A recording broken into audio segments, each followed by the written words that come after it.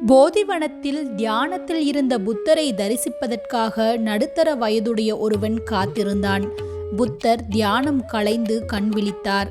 புத்தரை வீழ்ந்து வணங்கினான். அவரிடம் நீ யார் என்று வினவினார் புத்தர். என் பெயர் அபிநந்தன் என்றான். உனக்கு என்ன வேண்டும் என்று கேட்டார். அபிநந்தன் அதற்கு, பெருமானே, நான் ஒரு ஏழை. எனக்கு மனைவியும் 3 குழந்தைகளும் இருக்கிறார்கள். நான் உலகப் பற்றிலும் உலக வாழ்க்கையிலும் உழன்று ஏராளமான துன்பங்களையும் சித்திரவேதைகளையும் அனுபவித்து விட்டேன்.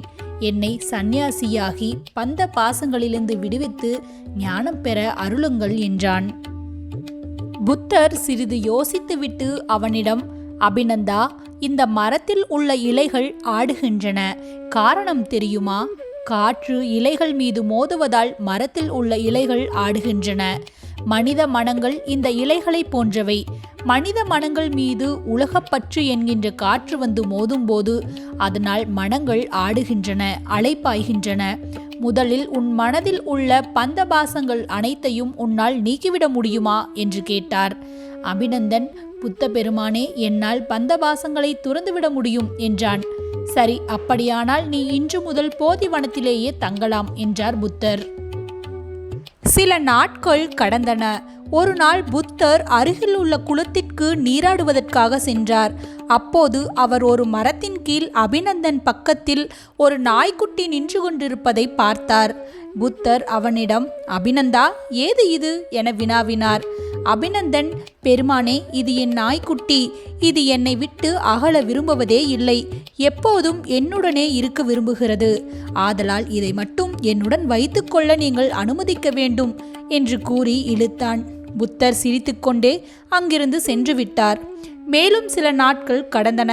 புத்தர் முன்பு போல நீராடச் சென்றார். ஒரு நாள் இப்போது அபிநந்தன் பக்கத்தில் அதே மரத்தடியில் நின்றிருந்தான் ஒரு சிறுவன். புத்தர் அபிநந்தனிடம், யார் இந்த சிறுவன் என்று கேட்டார். அபிநந்தன், ஐயனே, இவன் என் மகன். இவன் இந்த நாய்க்குட்டியுடன் எப்போதும் இருக்க விரும்புகிறான். இவனால் இந்த நாய்க்குட்டியை விட்டு பிரிந்திருக்க முடியவில்லை. ஆதலால் இவனையும் என்று இழுத்தார். மீண்டும் புத்தர் சிரித்துக்கொண்டே அங்கிருந்து சென்று விட்டார். மேலும் சில நாட்கள் கடந்தன. அன்றைய தினம் புத்தர் நீராட குளத்திற்கு சென்று கொண்டிருந்தார். குளத்தின் கரையில் இருந்த அதே மரத்தடியில் முன்பு போலவே அபிநந்தன் நின்று கொண்டிருந்தான். அவன் அருகில் ஒரு நாய்க்குட்டி, சிறுவன் ஆகியவர்களுடன் ஒரு பெண்ணும் நின்று கொண்டிருந்தாள். புத்தர், அபிநந்தா, யார் இந்த பெண் என்றார். பெருமானே, இவள் என் மனைவி. இவளால் இந்த சிறுவனை விட்டு பிரிந்திருக்க முடியவில்லை. ஆதலால் இவளும் என்று கூறி இழுத்தான். புத்தர் சிரித்துக்கொண்டே 2 காளிப்பாத்திரங்களை எடுத்தார். அபிநந்தா, இதோ பார் என்று சொல்லிக்கொண்டே ஒரு பாத்திரத்தில் கற்களை போட்டு நிரப்பினார். அதை குளத்து நீரில் விட்டார். அந்த பாத்திரம் குளத்தில் மூழ்கியது. மற்றொரு காளிப்பாத்திரத்தை குளத்து நீரில் விட்டார். அது மிதந்து கொண்டிருந்தது. அபிநந்தா, கனமான பாத்திரம் குளத்தில் மூழ்கிவிட்டது. காலி பாத்திரம் குளத்தில் மிதந்து கொண்டு செல்கிறது. கனமான பாத்திரம் என்பது பந்தபாசம் என்னும் உலகப்பற்று நிறைந்த பாத்திரம். அது பிறவிக்கடலில் மூழ்கிவிடுகிறது. காலி பாத்திரம் என்பது ஞான பாத்திரம். அது மூழ்காமல் மிதந்து செல்கிறது. தலையில் இருந்து சில முடிகள் தாமாக உதிர்ந்து விடுகிறது. அவ்விதம் உதிர விரும்பாத முடிகள் தலையில் இருந்து கொண்டே நரைத்து நம்மை கேலி செய்கிறது. உலகப்பற்று இல்லாதவர்கள் உதிர்ந்த முடிகளை போன்றவர்கள்.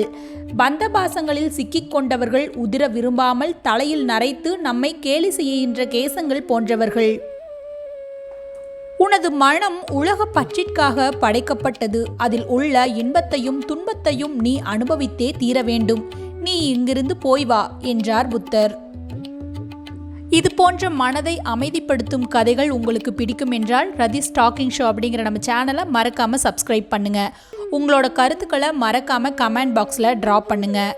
நண்பர்களுடன் பகிர்ந்திடுங்கள். என்னோடு இணைந்திருங்கள். என்றும் மகிழ்ந்திருங்கள். நான் உங்கள் அன்பு தோழி ரதி.